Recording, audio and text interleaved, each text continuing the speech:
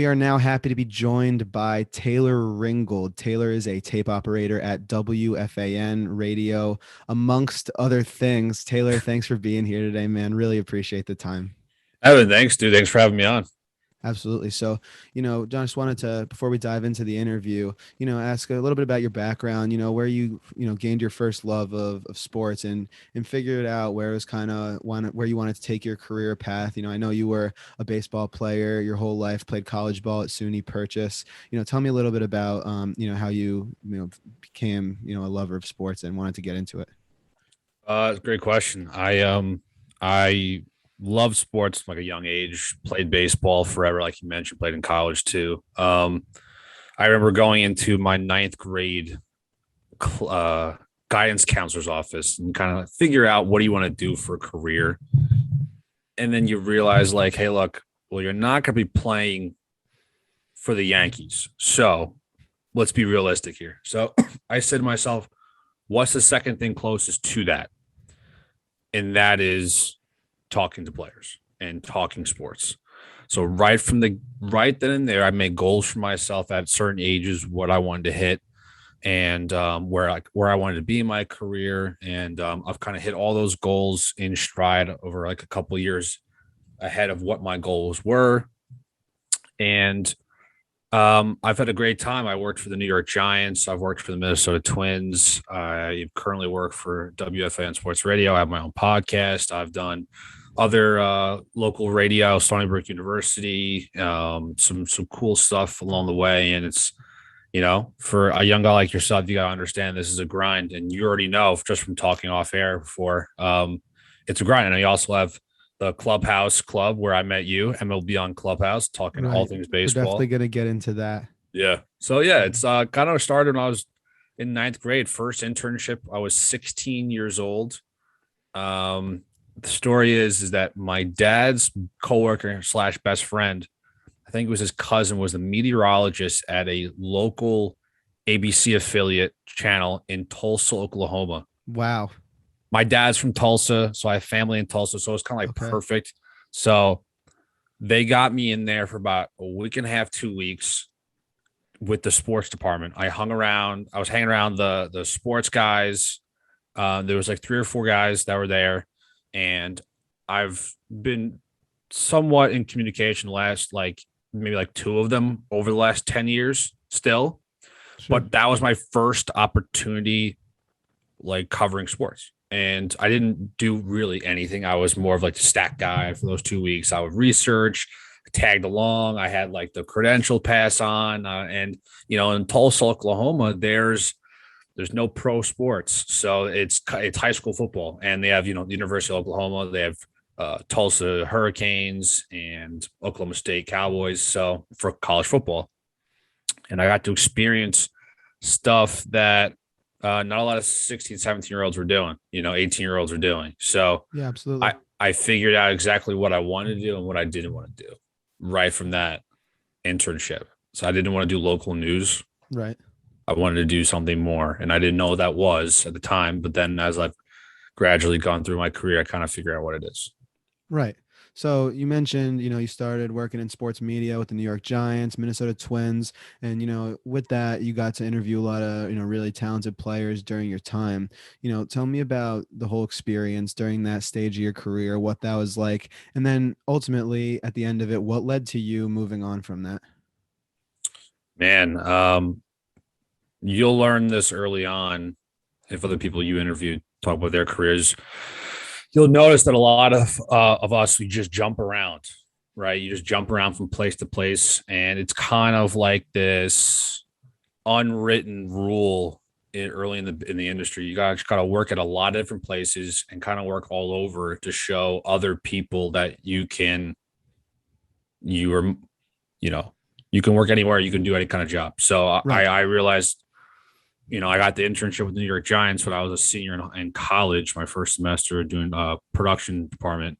Do I like behind the scenes stuff? No, but I knew that would get me in the door, just starting my official career. Like I started this little internship at a local news station with the sports department, which was nice. First internship, but this Giants one 4 years later was really the first one. And I was in college, and it was an unbelievable opportunity. And you got to keep leveraging that as you go on. And then I graduated college in May of 2017. And then in November of that same year, I got a call from the guy, my boss for the Twins, that I got the job in the broadcast department, and I was freaking blown away, Right. freaking out, and that was Thanksgiving Eve. If the listeners know, Thanksgiving Eve is a popular thing to do. You go out, have a good time with your friends right before Thanksgiving. Everyone's home, and I got the job, and I partied my ass off, and I had the best time. And then, you know, you got to hunker down. And I was like, hey, look, I'm moving out of the state. I'm moving in the Midwest. Thank God I had an aunt who I'm very close with, lived in Minnesota, still lives in Minnesota. So stayed with her for 10 months. Had like almost like a fully furnished like apartment downstairs, basically. And it was great. I was, 20, I just turned 23 when I started. I started January 27th of 2018. And that was like when I started. And my birthday was February 3rd. So 22, 23 years old. That right now, that's the best job I've ever had, working for the Twins, because I know you just asked about interviewing players and stuff like that. That's what I've always wanted to do. And that's what you were doing with them. Oh my God, Evan, it was the freaking best. It was so cool, so awesome. With the Giants, I got to hold the mic. I got to hold the mic in front of a player. I just couldn't ask any questions. I was kind of like a placeholder, because the camera would Right. be on the player and you have the microphone in the camera, but you wouldn't see me. So I was standing next to Eli Manning, Odell Beckham Jr., Sterling Shepard, some of those big names, but I wasn't asking the question. I was dying because I was like, this is what I'm made to do. And I want to ask them. I want to, Yeah. pick their brain, whatever. And I would ask like the good question, because sometimes reporters wouldn't ask the good questions. And I was just there and I was like, what are you doing? Right. I've made some great friends over there. But then when I go to Minnesota, I had to hit the ground running right off the bat. And it's funny, they don't teach you in college how to interview a professional athlete. It's Yeah. very true. That you just don't know. It's something you just got to learn on the fly. You can interview, you can interview me. I can interview you. We're normal people. Right. We're not Mike Trout. We're not Joe Mauer. We're not Carlos Correa, whoever. Those are people I got to talk to. And I remember my first, hear a funny story. This is my first time interviewing an opposing team. So I remember it was like the first week of the season. I got to kind of thrown in quickly. It was a quick homestand, and interviewed Brian Dozier, whoever. Very smooth, cool. Right.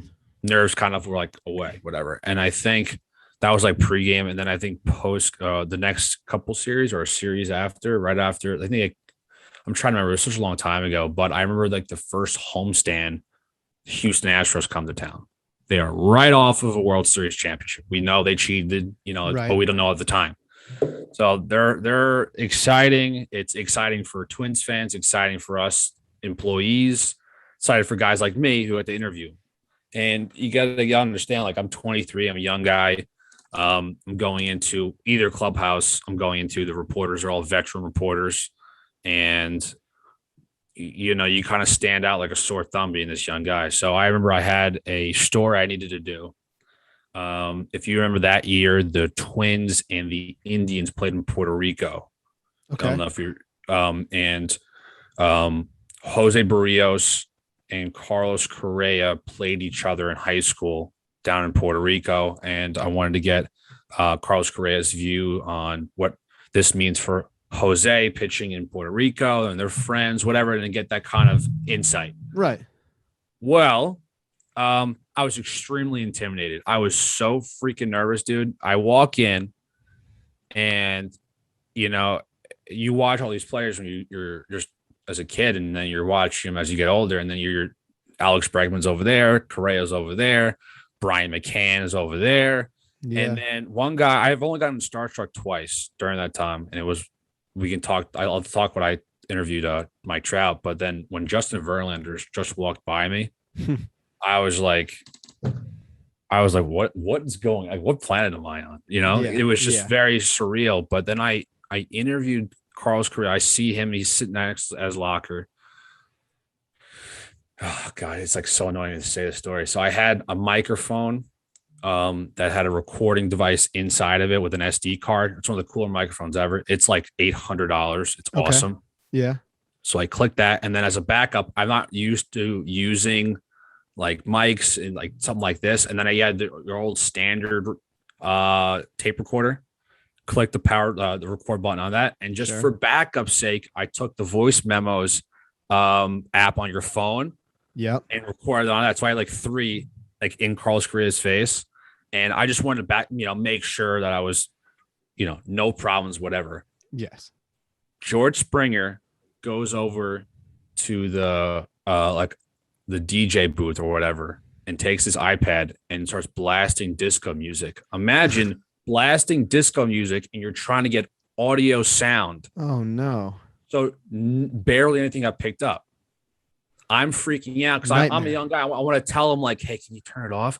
Knowing from my time with the Giants, when the guys would be in the locker room, dancing, whatever, when the media would come in, the head of the PR department would tell, or they would be the ones to lower the music. Well, nobody on the Astros did that, and I was too afraid to ask. So I was like, all right, we'll just kind of wing it here. And then what even matters worse, Carlos Correa was busting my balls. And he says, like, oh, I can't speak English. And I was like, well, clearly you can. And then you have Alex Oh. Bregman, Jake Marizic, and I had somebody else who were kind of like looking at my outfit and kind of roasting my shoes. They're kind of Oh, give me a break. so I'm like sweating and I'm trying to get the quotes out, and I got it.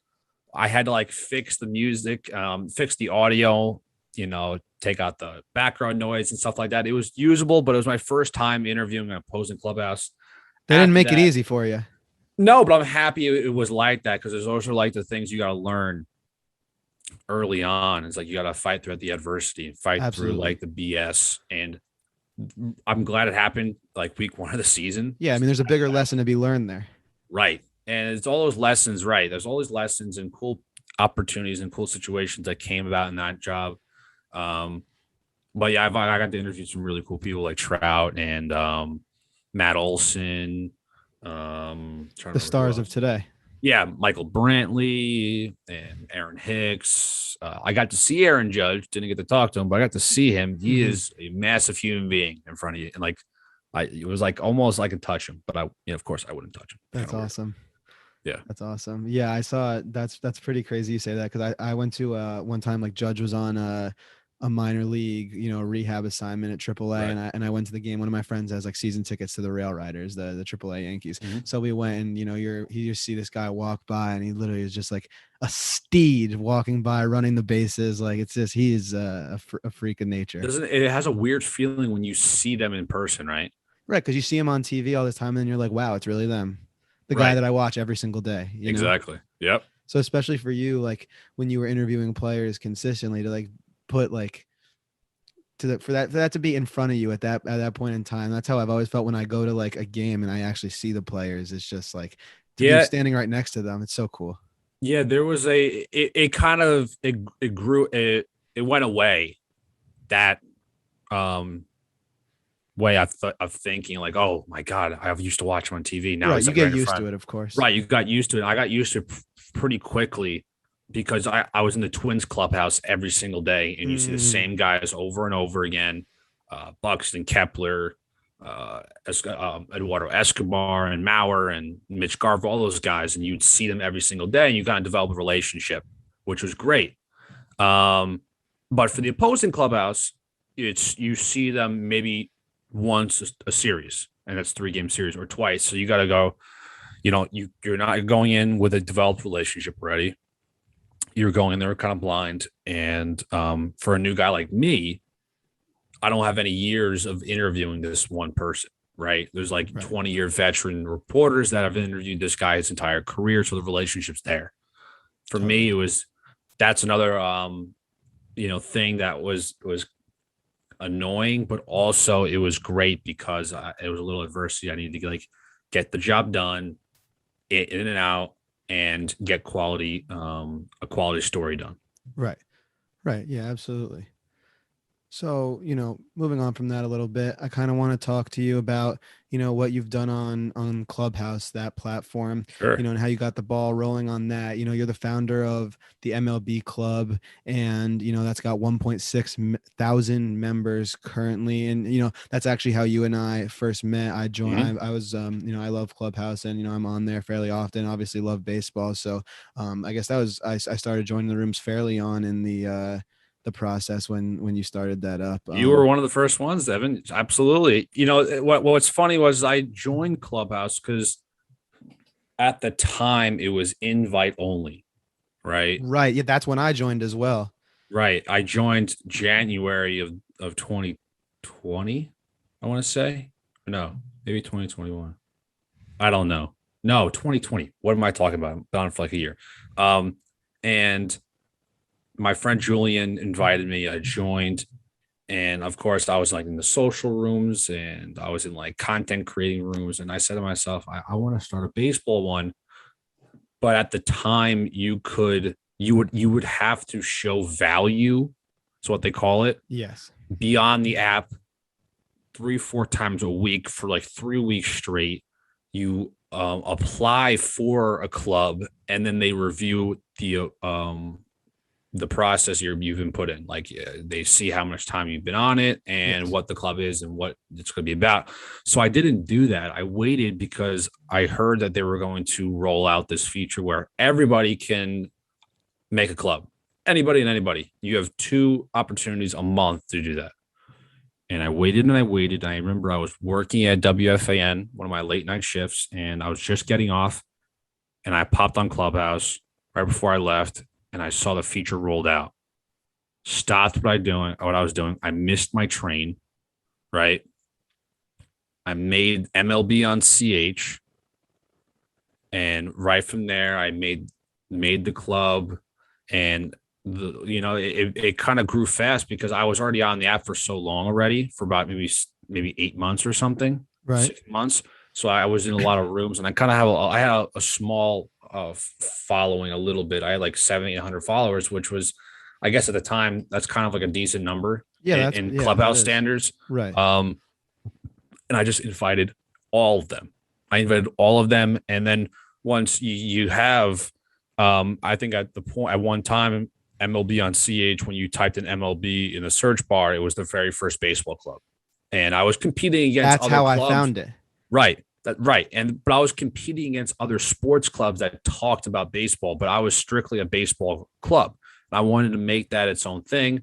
Um, I had consistent listeners like yourself and others, and I added Kimberly Bates on as Yep. one of my moderators right off the bat, Yep. and then Johnny, and then Justin, and then we would have guys like Will, Toe, Right. and The SRO Cole, baseball guys. SRO Yep. baseball guys, which Right. I know this, I'm not saying their last names, which I don't know why I'm not saying their full last names, full first and last names here. But if you go on Clubhouse, you can see a club called the MLB Club, which was those three guys' their club. And Kimberly came to me and said, why don't the two of you guys join forces and be one club? Since the SRO guys, Will, Cameron Toe, and Coles, Great team. great team. They had a following too. They had a 400 or 500 followers in their club. We had a big Zoom meeting and we said, hey, look, what's the idea here? Should we join together and be a one giant club? At the time, I think my club had the MLB on CH club had about maybe 1.4K, I would say Okay. 1.5. And then the three of those dudes came along, and we have the best MLB, best baseball club on the app. Nobody talks more baseball Hands than down. us, hands down. Right? Shout out Christian. There's nothing like it. There truly is nothing like it. It's an unbelievable community to be a part of. And you and your team, you guys just kind of, you guys continue to grow and kill it. And it's like I remember when I first, started, listening to you guys, especially, you at the beginning, you were the only moderator right at the beginning, kind of leading the discussions. And I was like, not only was the content, what I love, because I love baseball and it was great. But like honestly, like I thought you were relatable table, I was like, wow, it's another like Jewish guy who likes baseball talking, on Clubhouse and Nice. shit like that. So I was like, so it was just like from the start, and then all the other guys who were joining, it was a very like close. I felt like it was a very close knit community right away, and like the, Yeah, the discussions we that have are just like so insightful, and like everyone in there just loves the game. dude, that's the part of it. That's why that was one of the reasons we as a collective group we decided to join together because Will, Cam, and Coles, they have such a knowledge of baseball already, right? And they're a mixture of Yankee fan. Will's a Cub fan, and they have an overall passion. It's not like they just know specific teams; they know all of the game, Oh yeah. insides and out. And when Kim came to me and said, "Hey, what do you think about that? Of them we combining forces here?" And I said, "You know what? It I took a little time to think about it, and then I said, you know what? Because we were always overlapping our shows. They would be in MLB on CH. I would be in the MLB club and in their rooms. And then we decided, like, what are we doing? We should just go together. And it's the best decision we've made. We've only gotten stronger. We have big promotional rooms. We had a Field of Dreams room that was a massive room. We've had our trade deadline room that we had like 400 or 500 people in it. We've had former players and also current players come in, former managers and agents that have come into these rooms. And it's something that we're just getting started when it comes to building big content. And we got new shows lined up tonight. We're recording this on a Monday night at 5:30, but even tonight at 8 o'clock at night, we have a versus room. Who's better, A-Rod or Jeter? And the last time we did a versus room, which was Bonds and Ken Griffey Jr., it was a great turnout, a unbelievable debate conversation. And tonight's versus room at 8 p.m. is going to be the same thing. I'm Team A-Rod, but we can save that for the 8 o'clock show here. Right. Even in 30 minutes here, we have our weekly recap room at 6 o'clock, and we have a consistent schedule of certain shows, and we are in development of having more shows like a minor league report. Once the off season hits, we're going to do weekly recaps of certain teams in general, of course, hot stove. But the big thing is going to be October and playoff baseball on MLB on CH. It's going to be a lot of coverage. We're going to have a lot of shows. It's going to be nonstop for the month of October. So if anybody who's listening, MLB on CH is the number one place for baseball. We have a brilliant amount of minds that have joined the show. We got Chris Henderson, who's our newly joined moderator, who works and covers for the Texas Rangers. Oh yeah, He's Chris great. Chris is the man. So we have a lot of people that contribute, and as a number one follower like yourself, Evan, you've been contributing value, as they say, on Clubhouse since day one.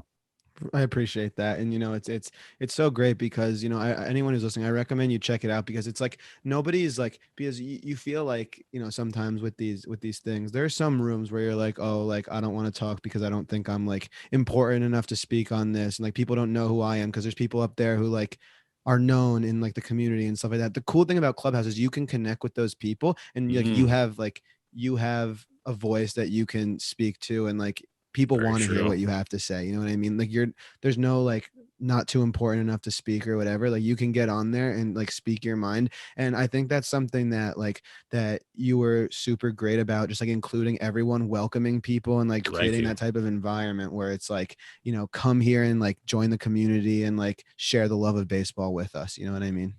That's our goal as a team. We want to have everybody have the ability to talk. Of course, no trolling and can't be don't be rude and, don't be annoying, but we want everyone to communicate. We want everyone to talk about their passion about baseball. If you want to talk to passion about your Red Sox, come on up. We have enough knowledge to talk about it. If we want to talk about the Royals, Kimberly will be leading that pack. We have enough people to talk about baseball. And not only that, but we love talking to other people, because when I first joined the app, sports was very small, right? And now it's become a bigger thing. The NFL has been contributing to Clubhouse, a lot of huge NBA rooms, but baseball was not really a thing. And we as a group are leading the charge. And we all have said this, not only I'm saying it here, but we've said it in our meetings. We've said it in our just phone calls that you are by far one of our favorite consistent listeners. It's not even a question. I'm truly honored. I don't even know what to say to that. I am honored. That's awesome, dude. Yeah, I no, appreciate that. you come in you come in when you can, and when you come in, you talk. Yeah, dude, if I could be in that room all day, every day, and Too. dismiss every responsibility I have in my life. Wouldn't that be great? Just talk baseball and you have no other responsibility, no bills to pay. That's what I would do. I truly Jobs, no enjoy it. school. Yeah. I truly enjoy it, and I know anyone else that checks it out, if you like baseball, you'll enjoy it too. But moving on a little bit, more about a little bit more about you. You're currently working tape operator at WFAN radio station out of New York. Tell me exactly what goes into being a tape operator, and how that Sure. experience at the station's been for you. And then also, following up with that, you had the chance to host your own morning show recently, early in the morning. Congratulations on that. Thank you. On the Appreciate fan, that. I got to tune into it for a little live but I ended up it was a Oh, little no way. late at Did you night for really? me. It was a little late Oh. at night for me, but I tried to catch the rest of it on YouTube. I saw that was on YouTube. So Mhm. unbelievable for you and everything. So just give me a rundown of WFAN and what that's been like. Well, first of all, thank you for listening live and also watching it over. But first, I do want to say the tape operator job, it's important, but it's not the most important. I'd say I'm being completely honest with you, but it's important in the sense that it's an editing job. You are editing highlights, and our update anchors and some hosts for some shows, they use the highlights, the audio sound bites for their shows. And leading into out of a commercial break, you'll have either Bob Husler or Erica Hertzwitz or Mike McCann. Those are update anchors, and they would have their minute and a half script, 2 minute script with a highlight package inside. So my job would be that I have, if you can picture it, I have a TV to my left, TV to my right, TV to my in the middle. I have TVs all over, and I'm listening to all of the local games at the same time and cutting highlights. So you guys, like, I'm sitting in my chair for like 5 hours straight and just 6 hours straight, and I'm cutting highlights. During the baseball season in the summer, it's a little easier. There's only a few sports that are on TV, but once the winter hits, you have or the fall hits, you have October baseball, you have NFL. football, Right. you have college football. If I have to cut some local college football games, which is very rare, and then you go into the winter, there's still college football, the NFL, NBA, NHL. So it gets like a ton all at once. There'll be days I'll come into the office and I got to cut 4 games at once. So it's a lot of work, and it's very important work. And it's for some people, they might not look at it as an important job. It's not the most important, like a producer or It's an board op. unsung hero type of thing, though. It's I like, say that because without the highlights, it's very hard for anybody to do their job. right.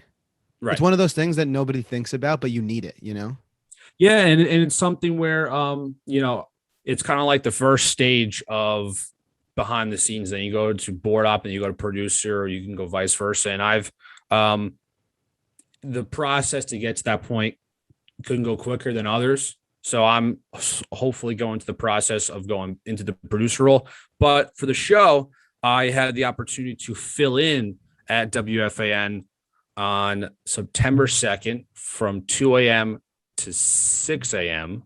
I covered a 4-hour span of a show by myself in the same studio that Mike Francesa and the great Craig Carton, all those guys, you would have recorded their shows over the years. And I sat in the same seat of those guys. So it was pretty cool opportunity. I asked if we can turn the cameras on. I can get some video footage as well, which is something I'm very happy I got the opportunity to have in possession. Totally. It was honestly, it's the biggest moment of my career so far, because as a New Yorker, I've listened to the Fan my whole life. I've listened to either Mike and the Mad Dog, or it was just when Mad Dog left and it was just Francesa, or I listened to Boomer and Cart in the morning, and then it became Boomer and Geo. and then Craig and Evan, and then Moose and Maggie in the midday show. Of So course. I've listened to a lot of things, also a little Steve Summers along the way, Sure. but the ability to host a show, and first off, the opportunity was, I was extremely grateful for the opportunity because it doesn't happen often. And a lot of the guys, of course, will go on vacation, but we have a new boss. He wanted to see some of the guys in around the office, people that have wanted a shot, to maybe get one. And if this could be my only shot, then so be it. I had a great time doing it. Hopefully in the near future, I might get another shot or two. But for everyone at home, hosting a show at the Fan doesn't happen too often for a guy who's 26 years old. It Right. takes usually what you do is you go outside of the New York area, the East Coast area, you go somewhere in the Midwest or the West Coast, and you do radio for a long time over there. And then you might have an opportunity to come to WFAN and host, maybe, if you're lucky. So I'm going to be working there 3 years in October, and hosted a show at the Fan was freaking cool. I did a pre-recorded interview the day before with Aziz Ojolari, who is the New York Giants second round pick out Yep. of University of Georgia. He's a outside linebacker, big kid, and had some callers, got some praise from some people around the office. So it was a lot of fun. Unbelievable. You know, that's awesome. And, I'm glad to see, a big moment for you like that. And, it sounds like, you're doing some great work over at WFAN, kind of, wrapping things up. One question we ask a lot of our guests on the Sure. Washed Up Sports podcast is, if you were to give, a younger version of yourself, or a kid, who wants to be in a position that you are in, or were in, like a position of interviewing players and then working at a, New York sports radio station, what would you tell them? It's funny. I told myself this when I was young. If you want it bad enough, you have to put the work in. And I'll tell my younger self that when you're asking me a question, I would say to my younger self, keep grinding. And what I tell a lot of young people in the industry, and let's be quite honest, I'm still very young. I'm 26, but younger college kids or even kids that are in high school trying to think about maybe doing this, have the ability to know how to do everything. And what I mean by that is know how to write, know how to produce, if it's video or audio, know how to shoot a show or to use a video camera to shoot something, know how to direct, and you have all those, and know how to interview and know how to host. You incorporate all that into your craft. It's only going to make your experience going forward a lot better. It made my experience a lot better, and I had a lot more tools at my possession than other people that were going out for the same jobs I did. I had the ability to edit audio and edit video when I was with the Twins. Video wasn't a thing I needed to do, but it was audio what I needed to be able to edit my own interview clips. I've interviewed people before. I've worked for a sports team before. It grabbed their attention, and of course, I did pretty good in the interview. But having the rest of that credentials is very important going forward in a young person's career. Knowing how to do everything, and if you want it bad enough, can I curse on this podcast? Please curse. If you want it bad enough, go fucking get it. That's what it Love is. it. I love And it. it's something I've really been putting together myself over the years. Absolutely, man. I couldn't agree more. Yeah. As a college kid myself, I'm, doing this obviously, and, trying to do other stuff. So, it definitely, I You're appreciate. putting the work in, dude. You're putting the work in. I'm sure, you and your partner are editing and thinking of topic points, and you're reaching out to guests. And this is stuff I do all the time. During the pandemic, I found a great opportunity. One thing popped up, this Zoom. Zoom was a blessing in disguise in the worst part of our, probably the worst year of our lives, right? Zoom popped up and helped me out where I can book guests, and it was easier because everyone's home. And also, like, nobody really has anything to do since there wasn't a lot of sports conversation happening. So I got to interview some really cool people because one, I had the tools in front of me, and I also learned the tools, but I also had the ambition, the grind to get it done. I wouldn't Absolutely. have gotten Yeah. Scott Hansen or Chris Rose or Jared Carabas or Ashley Brewer, Ellie Duncan, all those people. I wouldn't have got it if I didn't put the work in prior and in the moment. Right. If you don't take your chance, you're never gonna know. You Exactly. have to put yourself And out also there, or else. risk just go out and like it's okay to fail. Right. What's the worst thing that's gonna happen? Somebody's gonna say no to you. Yeah, there's a quote that I actually wrote down on my board here. It says, "Your greatest failure is the beginning of something great." So if you fail at something that you think is your biggest failure in the moment, just imagine what's going to come next. It could be the biggest thing coming next for you. So that's what I'm just saying going forward. We're leaving off on that quote. You know what I'm saying? Yeah. Shout out Maverick Absolutely. Carter. That's my guy right Absolutely. there. Absolutely. Taylor, unbelievable having you on, and just appreciate the time, man. This was fantastic. Looking forward to staying in touch, and congratulations on everything, man. Thanks, man. It's just the beginning, and same thing for you too. Absolutely. Hey guys, thanks for watching. Be sure to check out the rest of our channel and subscribe. Make sure to follow our Instagram and maybe consider subscribing on Patreon for our bonus content. You can only find it there. I promise it will be well worth it. Thanks.